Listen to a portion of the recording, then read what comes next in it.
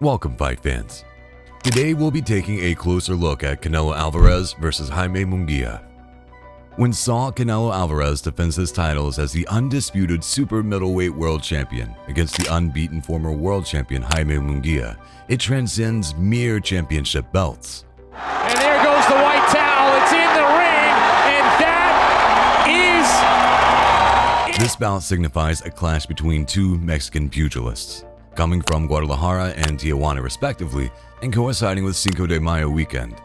Beyond boxing, it's a contest fueled by hometown pride. He's not letting his hands go. Alvarez, age 33, brings a wealth of experience to the ring, contrasting with Munguia's youthfulness at 27, coupled with his stature and aggressive fighting style. This match, featuring a clash of two Mexican warriors, promises a thrilling spectacle sure to illuminate the Vegas Strip. Will Alvarez hand Munguia his first defeat?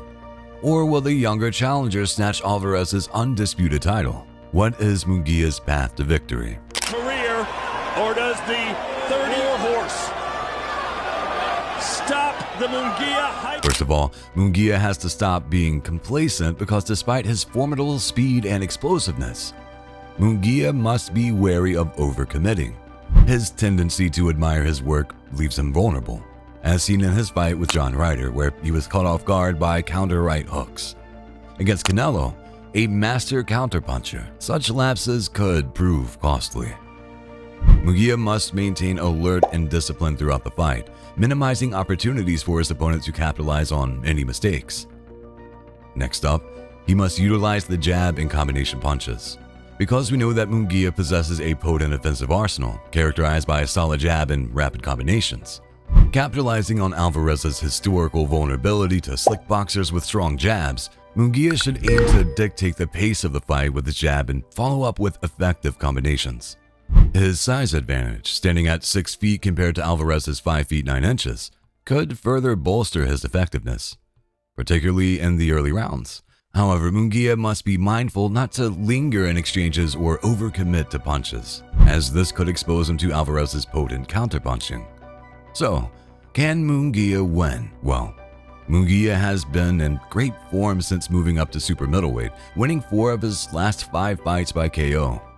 2 of his more notable wins in the 168-pound division have been against Sergey Derevyanchenko by unanimous decision and, most recently, against John Ryder by TKO. The young Mexican's motivation for taking on this fight is clear.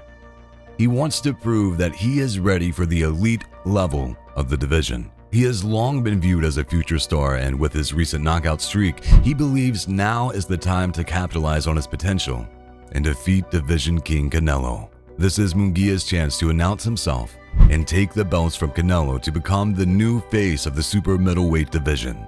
So, how can Canelo win? Let's get it out there. Munguia is going to make mistakes in this fight. It's up to Alvarez to make him pay. Both fighters tend to feel their opponent out in the first rounds. This is Munguia's first significant fight on a major platform, and his nerves could work against him. This is a chance for Alvarez to give him a rude awakening to his level of professional prize fighting. Pressure him early, feint to the head, and rip the body early. Will Munguia respond aggressively? Or will he be wise? That's a good question. We don't know. What we do know is that Alvarez typically has excellent defense. If Munguia gets hurt or overzealous as a result, that could fall right into Alvarez's hands. Canelo Alvarez enters this fight as the current undisputed super middleweight champion worldwide. He earned that distinction by defeating Caleb Plant in November 2021 to claim the IBF belt, the last remaining title he needed to be the undisputed king at 168 pounds. Canelo has been on a tear in the super middleweight division in recent years. After moving up from middleweight, he won titles against several big-name fighters in that weight class. He has barely lost a round against this series of challengers, showcasing his elite boxing skills and devastating power. The Mexican superstar has cleaned up the super middleweight division at this point. He has defeated every major champion and top contender. However, Canelo is not one to rest on his laurels. He is always looking for the biggest challenges and fights that will continue his legacy. That's why this showdown with undefeated Jaime Munguia appeals to him. Munguia represents a young and dangerous opponent who is moving up in weight and hungry for the opportunity.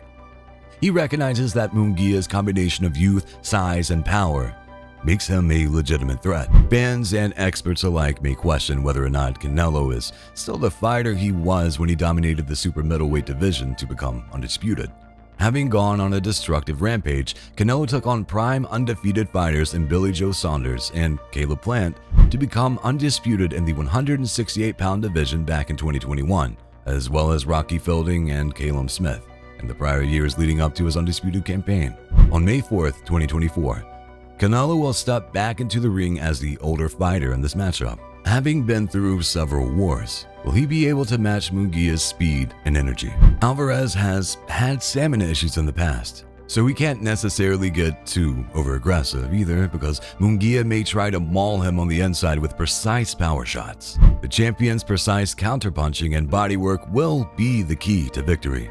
He has shown mastery of distance management and ring generalship against other pressure fighters. Munguia is aggressive, but defensively vulnerable at times. Canelo will make him pay with counters when he gives up openings. The biggest advantage for Canelo is his proven ability to stick to a game plan. He is disciplined and will not get caught up in a brawl or waste power exchanging power punches. Munguia is still improving his fighting IQ and can be drawn into fights. Alvarez's granite chin gives him the confidence to outwork his foe's bigger punches and outbox him in the later rounds. His bodywork will also gradually slow down the younger fighter. While Munguia has never been stopped, he has also never faced power and precision like Canelo. But on the other hand, Munguia is younger, fresher, and perhaps the physically stronger fighter of the two. He's exciting because he hits and gets hit, but that's also a problem. He takes a lot of unnecessary punishment, and Alvarez doesn't. As he's gotten older, Alvarez has become more savvy in the ring. It's the little things that will make a difference in this fight. Alvarez's head movement is more elusive, and he'll attack the body. He'll also be the more accurate puncher. While acknowledging Munguia's capabilities, the initial reaction to his selection as Alvarez's opponent was largely one of disappointment. Many felt that David Benavidez would have been the ideal challenger. Benavidez's credentials, having twice held the WBC super middleweight title, and his dominant performance against Caleb Plant reinforced the belief that he deserved a shot at Alvarez. Alvarez's decision to opt for Munguia was met with further dismay, particularly when he justified his choice by citing financial considerations rather than sporting merit. This left many feeling that Alvarez was prioritizing financial gain over facing the most deserving challengers. The repercussions of Alvarez's decision are evident in Benavidez and David Morrell's decisions to move up to light heavyweight.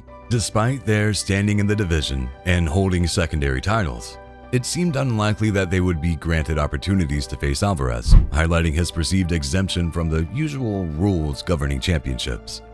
Alvarez's shift from being a boxer known for taking significant risks to protect his legacy is disheartening to many observers. I am happy to be here.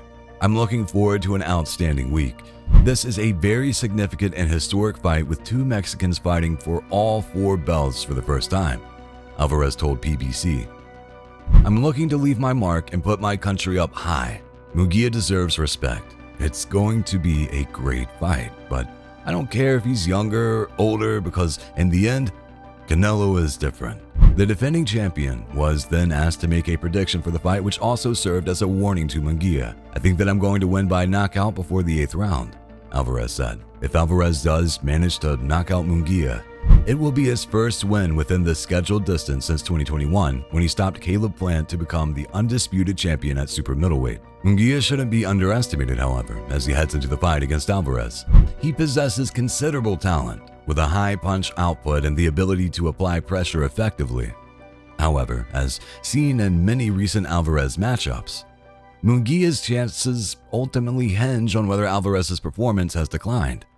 Following his loss to Dimitri Bivol in a light heavyweight title attempt, Alvarez's subsequent fights against Gennady Golovkin and John Ryder left much to be desired. There were signs of a decrease in Alvarez's punch output and previously unseen defensive vulnerabilities. Alvarez addressed some of these concerns in his recent victory over Jarmel Charlo. demonstrating improved defensive skills. It's worth noting that Charlo moved up 2 weight divisions for the bout, whereas Munguia is a seasoned super middleweight. For Munguia to secure victory, he must capitalize on his fresher fighting style to wear down Alvarez. Success also relies on Alvarez showing further signs of defensive decline and hesitancy to unleash his own offensive arsenal. In essence, Munguia's chances revolve around exploiting Alvarez's potential weaknesses while leveraging his own strengths to apply relentless pressure throughout the fight. We've tried to put forward arguments about why both fighters could win the match. That said, what is your opinion? Who do you think will take the title of Super Middleweight World Champion? Let us know in the comments below, and don't forget to like and subscribe to our channel, as well as turn the notifications on.